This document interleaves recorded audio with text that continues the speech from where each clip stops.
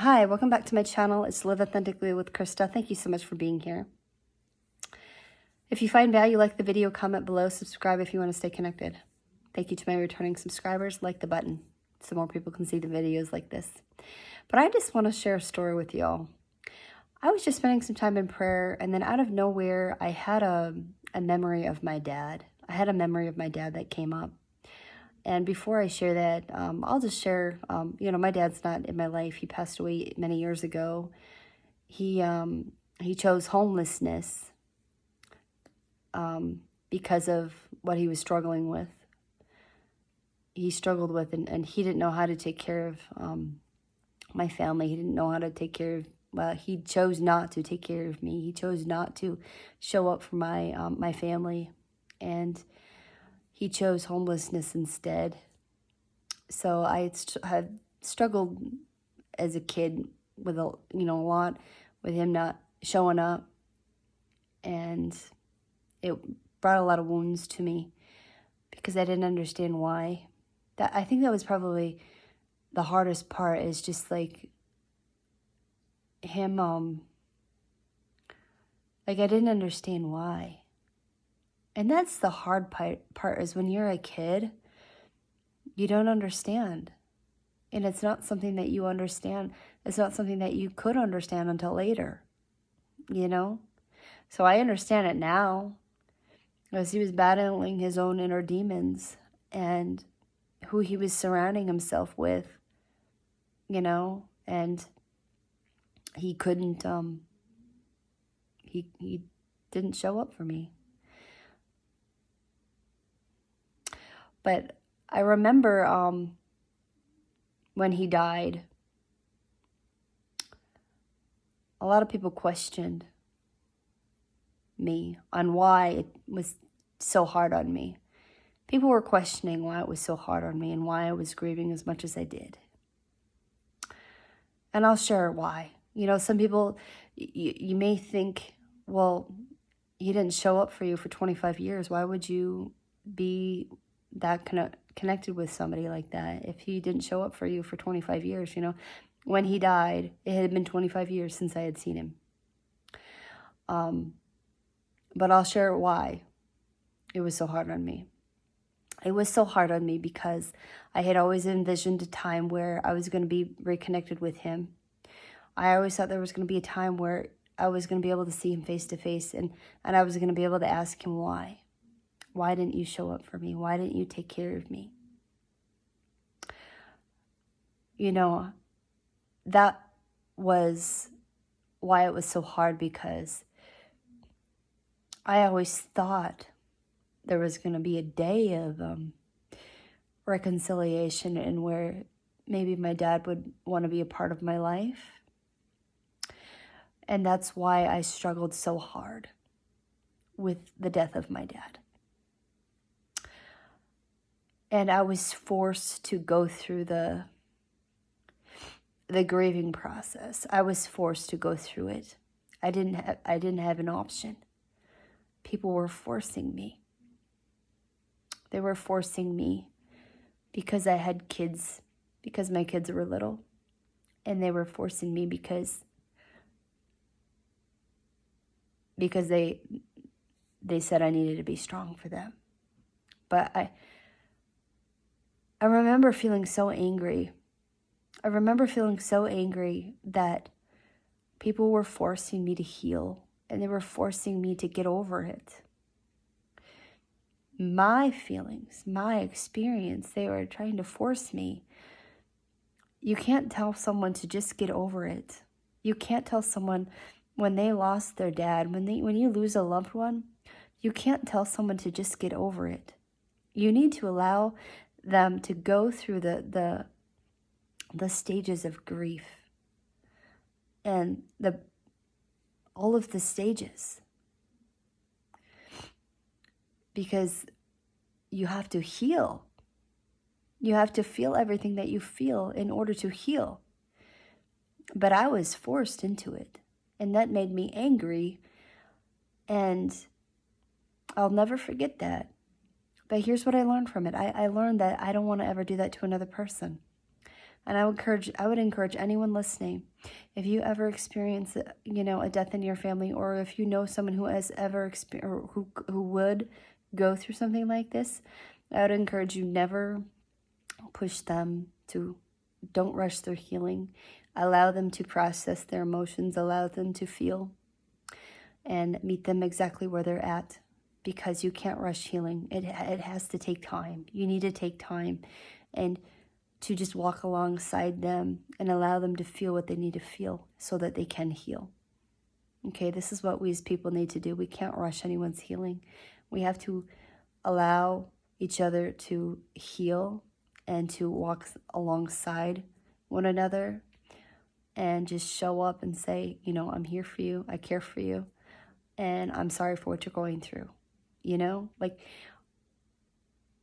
I wish I would have had that back then. That instead of forcing me to rush through it, I wish somebody would have just walked alongside. I remember my kids were so strong for me, though. They watched their mama cry. They watched me.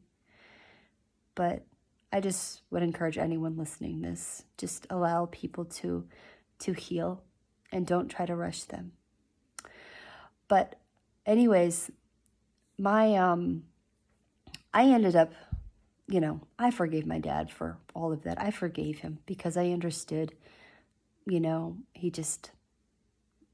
wasn't in the right mind where he could take care of me. He wasn't there.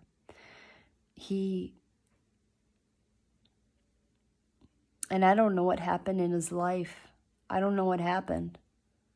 I wish I would have known. I don't know what happened, what caused him to not show up. I don't know what happened. If something, I don't know. I guess I won't know. I guess I'll just have to be okay with not knowing. But I came to a point in my life where if my dad did show up in my life and he was a part of me when he was so unhealed, I would be a very different person today. So I guess I will be grateful for how everything went. But I had learned that when he was homeless, his life changed. And I think another part of me being so upset was just like I wasn't sure if I was going to see him in heaven, because of all of the things that he's done, that he did, because, yeah, I won't share those things. But I was concerned about where his eternity was going to be. But when I went to the funeral, I had learned that he became the Bible man on the streets. He was known as the Bible man on the streets. And he used to help people. And I have his Bible. I own his Bible. They found his Bible in water because, like I said, he died homeless. But he found, his Bible was found, outside, and I don't know if it was in some ditch and lying in some water or something, but I'm very, very grateful that I have the opportunity to have that Bible because he wrote things in it. And he wrote dates in his Bible, and he wrote, days where he was struggling, and he would highlight some verses or circle them. So I'm really grateful that I have the opportunity to be able to go and look back on that Bible. But anyways, the story that I'm going to share with you. So I remember when I was just doing my praying, I was just, the flash of memory of my dad came across my mind and how he protected me. I remember when I was a little girl, I was 5 years old. I was probably around 5 years old. And I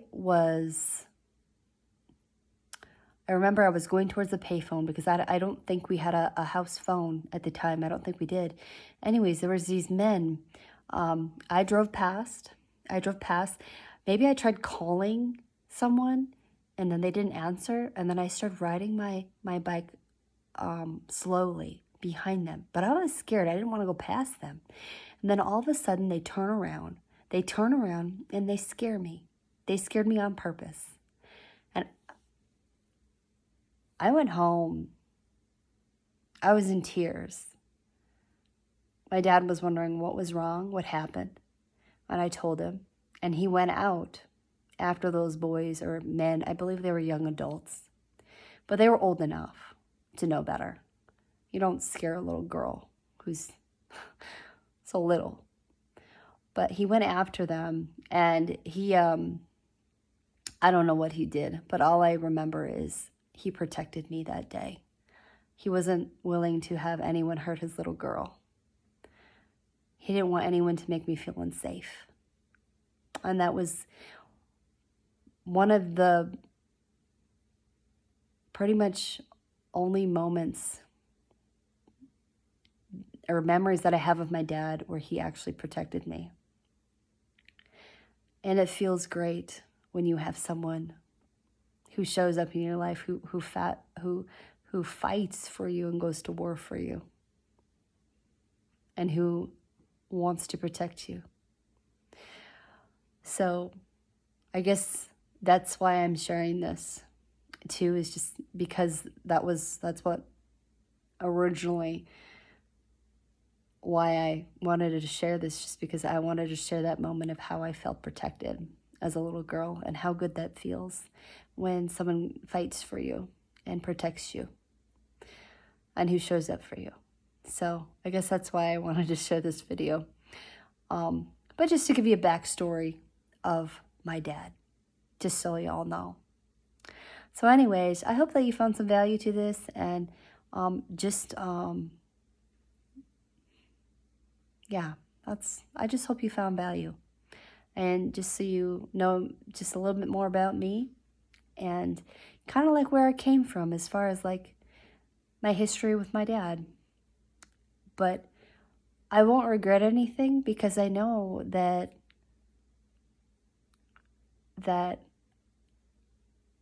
I do have some qualities for my dad. I remember he used to always joke. He used to always joke around. And that's what I like to do. I like to have fun. I like to have fun sometimes. And I like to laugh. I don't like to be too serious in life. Because if I'm ever too serious, then there's something wrong with me. Then I'm upset. But this is just who I am. I like to have fun. I like to laugh. I like to make jokes. And I would rather be happy. I would rather be smiling. I'd rather be laughing than crying. So, anyways, that's just me. I hope you found some value. If you have, like the video, comment below. And tell me about a time. Have you ever experienced a time in your life where someone went out of their way for you and protected you and fought for you? Feel free to drop it in the comments. It feels good to know that my dad, he did have some protector mode in him. And that day when I was a little girl, he protected me. And he helped me feel safe. So, anyways, that's all anyone ever wants, is to feel safe and to know that you have someone who's walking alongside you who will fight for you and try to protect you, so that you do feel safe. All right. See you all next time. Thanks for being here.